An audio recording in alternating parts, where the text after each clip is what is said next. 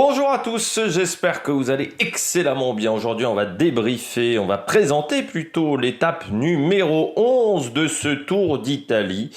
Début de deuxième semaine, plutôt très calme sur les routes italiennes du Giro. Vous allez voir aujourd'hui la présentation, je pense, va être assez courte, la présentation du parcours, parce qu'il n'y a pas grand-chose à dire. N'hésitez pas à vous abonner à la chaîne, à réagir dans les commentaires, à mettre un pouce bleu, à partager la vidéo sur les réseaux sociaux, notamment auprès de vos proches. Dans les commentaires, n'hésitez pas à me dire vos favoris, vos pronostics, ce que vous pensez de cette étape. Également, je pense que ça sera pas très sympathique. Puis n'hésitez pas à vous abonner à la chaîne également. Et quand vous vous abonnez à la chaîne, ce qui est déjà très bien, n'hésitez pas à mettre la petite cloche, comme ça vous êtes au courant des dernières vidéos qui sortent sur la chaîne et ça permet d'améliorer la visibilité de la chaîne. Étape toute plate. Ça fait 20 ans que je regarde du cyclisme. Je regarde le Giro depuis le 2008. Parce qu'à l'époque, bon, je l'ai souvent dit, mais bon, la 2007-2008, c'est quand je récupère le Windows 98 de la famille. Voilà. Ouais, on était en... Voilà, c'est-à-dire que mes parents avaient, à l'époque, avaient acheté un XP quelques années avant, et donc on récupère, pour les enfants, on va dire, pour jouer aux jeux vidéo, on va dire, sur ordi, le Windows 98 qui avait déjà résisté à la canicule.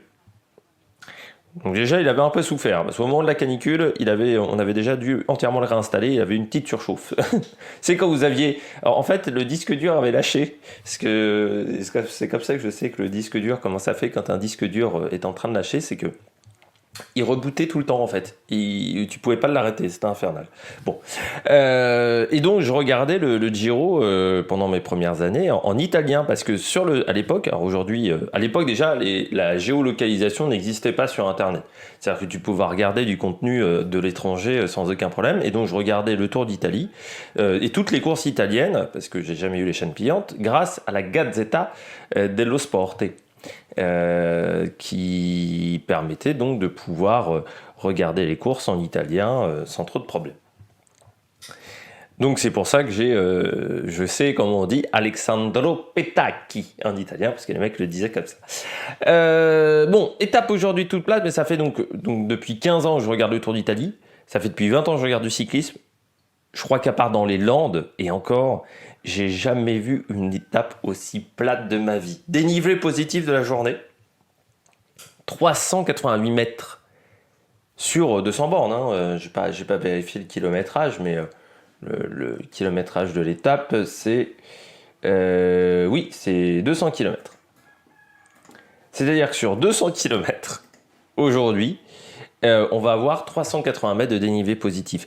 C'est affreusement plat, cette étape-là. J'ai rien d'autre à dire. Vraiment, à part que c'est tout plat, c'est vraiment l'étape rêvée pour les sprinters. C'est l'étape rêvée pour un Graham Brown, par exemple. Pour un Yann Kirsipou, aussi, pour ceux qui s'en souviennent.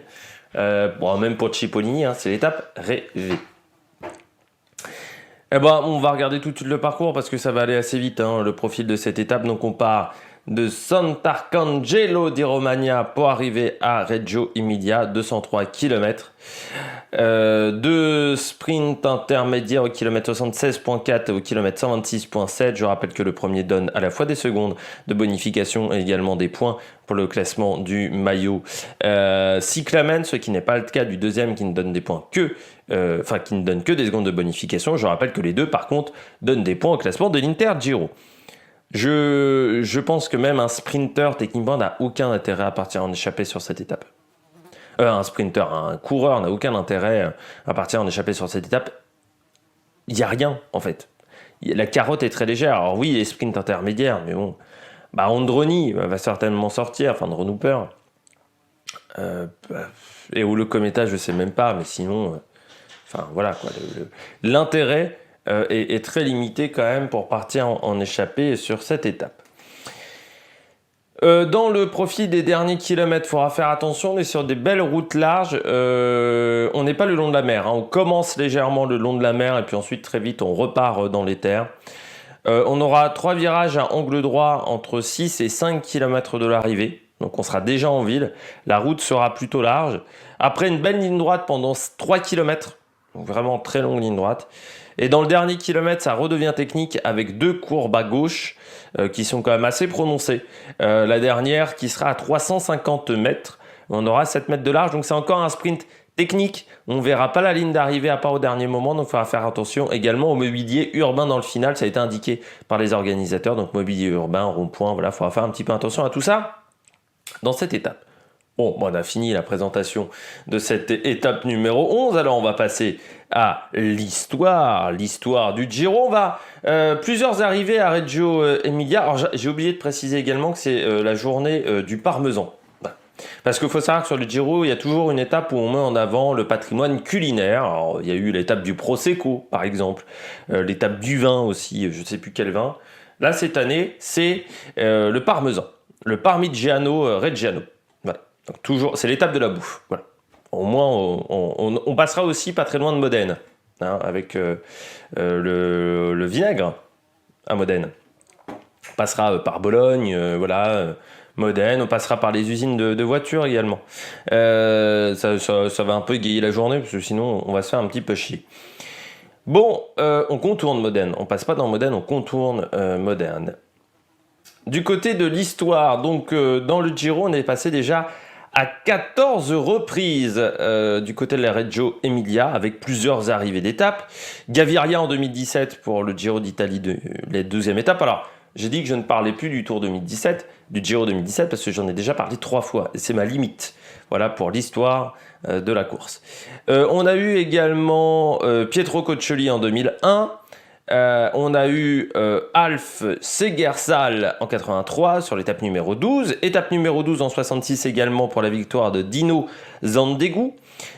Sur l'étape 3 en 47, c'était Luciano Maghini.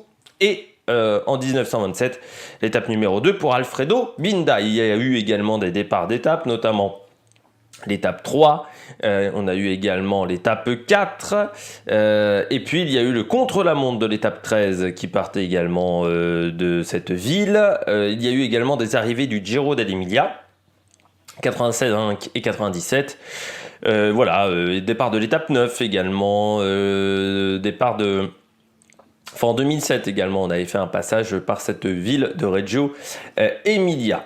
On va revenir sur 2001 avec la 8e étape. Donc, arrivée à Reggio Emilia. Journée qui était beaucoup plus difficile que cette année avec une étape de moyenne montagne, on pourrait dire. Voire même de montagne. L'échappée met un peu de temps avant de sortir. Alors, c'est une phrase que j'ai déjà dite à plusieurs reprises sur le Giro. Il faut savoir que pendant très longtemps, la manière de courir entre l'Italie, la France et l'Espagne sur les courses, quand on faisait des courses dans ces pays-là, était assez différente. Sur la France, par exemple, on avait des échappées qui partaient très tôt. En Italie, on avait toujours une première heure de course très très animée.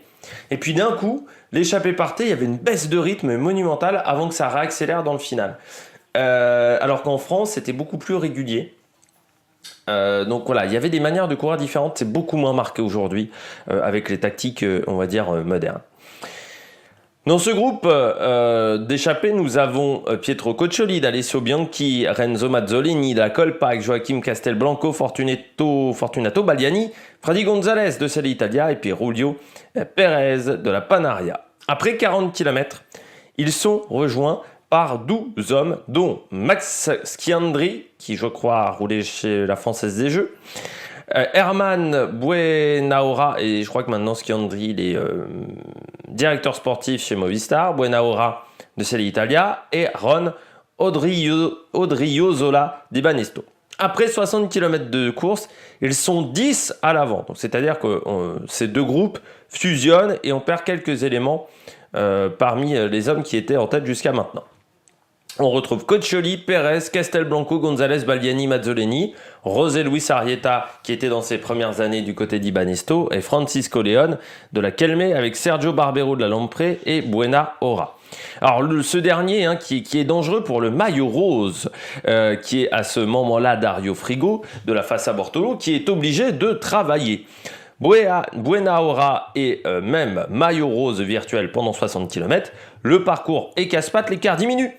À 40 km de l'arrivée, le peloton n'a plus qu'1 minute 30 de retard sur les 5 rescapés de l'échappée matinale. On retrouve à l'avant González, Coccioli, Arrieta, Buenaora et Pérez Coapio.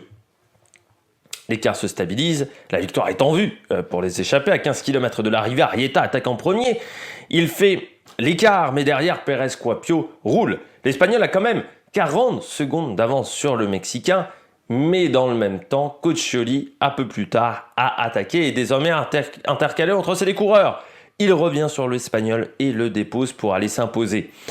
À 25 ans, c'est sa première grande victoire. Alors Pietro Coccioli, connu notamment au Crédit Agricole, où il avait eu quelques résultats également. Derrière, on retrouve l'Italien Davide Rebellin de la Liquigas, José Azevedo de la Once et Unai Oza qui sont revenus sur les poursuivants, mais échouent à récupérer le maillot rose qui reste sur les épaules de Dario Frigo pour 3 petites secondes sur Azevedo. Et ce jour-là, vous avez également un jeune coureur français qui est dans son premier grand tour et qui va finir à 19 minutes. C'est Thomas Voeckler, parce que beaucoup pensent que Thomas Voeckler, ça commence en 2004, mais Thomas Voeckler, en fait, il a déjà 2 années chez les professionnels. Je ne sais pas s'il commence pas en tant que stagiaire en 2000 chez Bonjour. Sauf qu'il commence très jeune et sur ses premières années, il n'est pas foufou. À l'époque, Thomas Voeckler, ses premiers grands résultats arrivent fin 2003, mais surtout en 2004, notamment à la route alors à la route du Sud à l'époque, c'était pas la route d'Occitanie. Et le titre de champion de France également en 2004. Et ben, à ce moment-là, on devient tous fans de Thomas Voeckler. Le Giro 2001, il est aussi connu pour quelque chose d'autre en rapport au dopage, le Blitz de San Remo. Alors, qu'est-ce que le Blitz de San Remo ? Eh bien, les carabinieri italiens décident, alors je crois que c'était l'étape 16, c'était une étape très courte qui arrivait à San Remo, décident de faire des perquisitions dans toutes les équipes. C'est-à-dire qu'ils vont prendre... L'avantage, c'est que San Remo a beaucoup d'hôtels en très peu de place, parce que San Remo accueille également le festival de la musique de San Remo. Donc c'est une ville qui a plein d'hôtels, où tous les hôtels sont très proches. Les carabinieri décident d'aller dans toutes les équipes, et alors là, ils vont te faire un festival. Ils vont te faire un festival de produits dopants. Il y a, c'est une fin de Giro qui va même être catastrophique, parce qu'au moment du Blitz de San Remo, alors nous, en 98, on a Festina. Mais Festina, on a déjà du mal à finir le Tour 98. Mais alors, le Giro 2001, on est passé quand même à 2 doigts de jamais le finir, ce Giro, avec le Blitz de San Remo, parce que les coureurs sont, mais alors, énervés. Vous avez la plupart des très bons coureurs italiens qui sont pris, qui sont obligés de quitter la course. Parce que les contrôles antidopage, les sanctions sont beaucoup plus importantes qu'en 98. On évolue dans le panel des sanctions. Et puis surtout, vous avez des têtes d'affiche au moment du Blitz de San Remo. Vous avez, je crois, Dario Frigo, vous avez des jeunes coureurs, des plus anciens. Énormément de coureurs italiens sont pris. Vous avez peu de coureurs qui finissent même ce Giro 2001. Est-ce que j'ai... Oui, hop là, si on regarde la dernière étape, le classement général, ils sont 136, mais à l'époque, il y avait beaucoup de coureurs qui finissaient le Giro.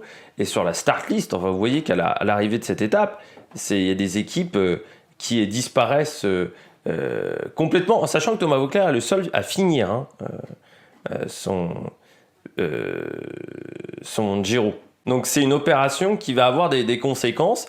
Et le lendemain, il faut savoir, c'est des contrôles surprises, donc dans 20 équipes cyclistes participantes. Et à 3 jours de l'arrivée, c'est une catastrophe. Beaucoup de coureurs vont se retrouver avec des affaires, notamment Dario Frigo, Giuseppe Di Grande, Alberto Eli, Romeno Domenico. Et ça va faire un choc pour l'Italie comme nous. L'affaire Festina a été un choc. Pour les Italiens, c'est le Blitz de San Remo, où ils vont s'apercevoir que dans le cyclisme, en fait, il y a du dopage de partout, dans toutes les équipes italiennes, et que c'est une catastrophe à ce moment-là. Il y a même une étape qui est annulée, et puis on aura 86 personnes mises en examen, dont 64 coureurs en 2003, et en 2005, les condamnations sont annoncées. Notamment c'est Davide Rebellin, lui, il va être relaxé, mais c'est une catastrophe dans toutes les équipes italiennes. C'est vraiment une catastrophe. Et il y a plusieurs équipes en plus, c'est une affaire qui est très intéressante parce qu'on va mettre mêler à chaque fois, à la fois la brigade financière et la brigade de l'atteinte à la santé. En France, a un autre nom. Mais voilà, c'est assez intéressant de voir comment s'est passé le BI 201 qui est une grande affaire de dopage. Il faut savoir que voilà, je résume toujours un petit peu comme ça les affaires. Vous avez l'affaire Aderlas pour l'Autriche, Slovénie, Slovaquie, on va dire, ces dernières années. Vous avez l'affaire Gerolsteiner et puis un petit peu la Milram pour l'Allemagne, mais ça c'est quand même beaucoup plus tard avec Jan Ullrich et tout ça. Vous avez la Rabobank aux Pays-Bas, vous avez en France Festina, vous avez en Espagne l'affaire Puerto, vous avez en Italie le BI de San Remo, et je dirais que vous avez aux États-Unis l'affaire Balco, mais qui ne concerne pas le cyclisme. Si on parle de cyclisme, l'affaire Lance Armstrong, bien entendu, avec son équipe, mais il y a aussi l'affaire Balco du côté de l'athlétisme. Ce sont les affaires majeures de dopage. Voilà. Thomas Vauclair, non, je rappelle, voilà, qui a été le seul de l'équipe Bonjour à finir. Ça devait être très calme les derniers jours. Du côté de la météo de cette étape, le ciel va se charger au fur et à mesure de la journée. Techniquement, pas de pluie, mais un temps très lourd, 26 à 29 degrés. Puis il faudra faire attention avec du vent de 3/4 d'eau. Le vent sera toujours de la même direction. Donc parfois un peu d'eau, mais souvent quand même de 3/4. Et surtout 20 à 40 km/h. Ça pourrait donner des idées. L'échappée n'ira pas au bout. Je vois 2 à 3 coureurs grand maximum.